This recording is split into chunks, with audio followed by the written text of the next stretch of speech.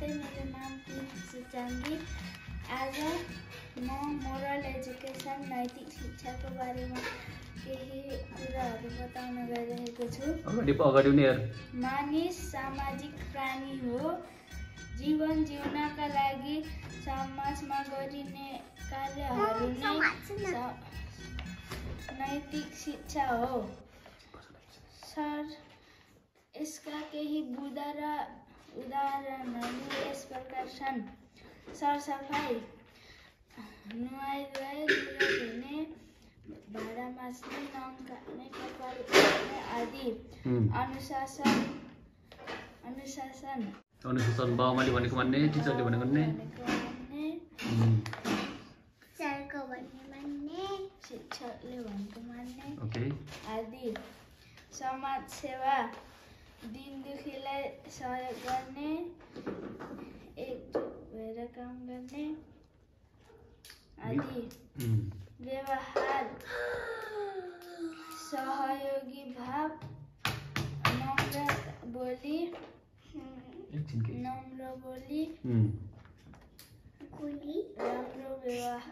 राम्रो व्यवहार आदि। विकास, बाटोघाटोको विकास, चौतारीको विकास आदि। संस्कृति, संस्कार, रीतिरिवाज, परिचय, पहिचान। आफ्नो परिचय र पहिचान राम्रोसित दिने र पहिचान लिने। धर्म, क्रिस्चियन, हिन्दू, बुद्ध, आदि। सबैलाई सम्मान गर्ने। सम्बन्ध, पारिवारिक सम्बन्ध, सामाजिक सम्बन्ध राम्रो बनाउने आदि। जिम्मेवारी, व्यक्तिगत जिम्मेवारीमा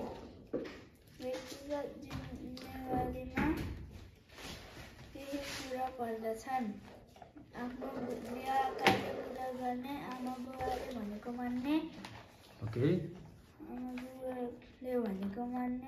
आफ्नो जिम्मेवारी पुरा गर्ने आदि। सामाजिक जिम्मेवारी, समाजमा सहयोग गर्ने, एकता भएर काम गर्ने, समाजमा केही काम चलिरहेको छ भने त्यहाँ सहयोग गर्ने आदि। पारिवारिक जिम्मेवारी, परिवारमा भएका जिम्मेवारी पुरा गर्ने, जस्तै आमा बुबालाई सहयोग गर्ने, आफूले सके जतिको काम गर्ने आदि। धन्यवाद। Okay, thank you. मेरो नाम अभिषेक सुचाङ्गी। आज म नैतिक शिक्षा यानि कि मोरल एजुकेसनको बारेमा भन्न गइरहेको छु। यसको अर्थ चाहिँ हामी मानव भएकोले समाजमा हरेक प्रकारको नैतिक दायित्व हुन्छ। सामाजिक दायित्व वहन गरी अघि बढ्नु नै नैतिक शिक्षा हो। नैतिक शिक्षाका विभिन्न प्रकारहरू छन्। त्यसमध्ये दुई प्रकारहरू व्यक्तिगत र पारिवारिक सामाजिक प्रकारहरू हुन्। यसमा आदर सम्मान, व्यक्तिगत प्रकारमा आदर सम्मान पर्छ। आदर सम्मान भन्नाले ठुलालाई आदर गरेर रेस्पेक्ट दिनु पर्दछ। अनुशासनमा विद्यालय वा घर परिवारमा रहेर आफ्नो बानी व्यवहारलाई राम्रो गर्नुलाई नै अनुशासन भनिन्छ। सरसफाइमा घरको वरिपरि वा कुनै निश्चित ठाउँको वरिपरि सफा र स्वच्छ राख्नुलाई सरसफाइ भनिन्छ।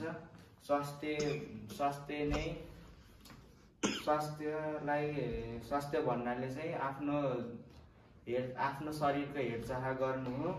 व्यक्तिको विकास, कुनै पनि मानिसको जीवनमा आफूले गर्नुपर्ने विकास नै व्यक्तिको विकास हो। दायित्व व्यक्तिगत जीवनको सबैभन्दा महत्त्वपूर्ण कुरा हो। यसले कुनै पनि मानिसको जिम्मेवारी देखाउँछ।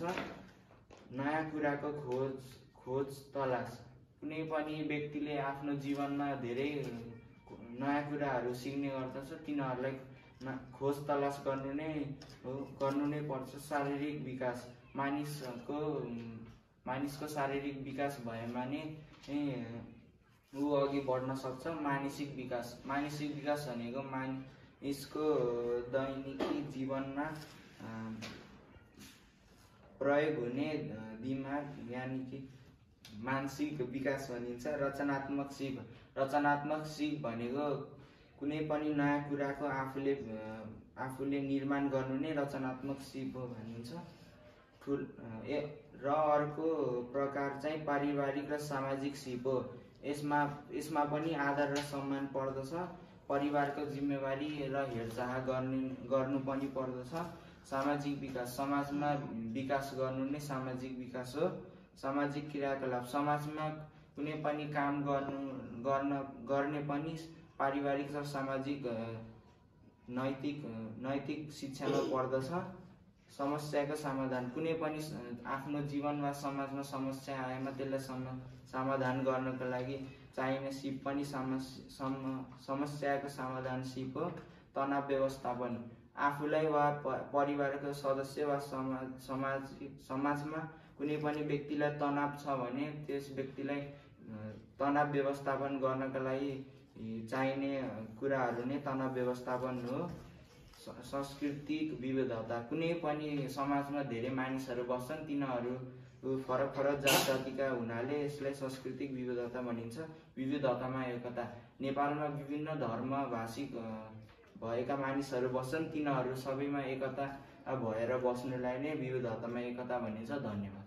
Thank you. ताली। नमस्कार, मेरो नाम हो आश्ली चोचाङ्गी। म सारा ठुला गीत गाउन आएको। ल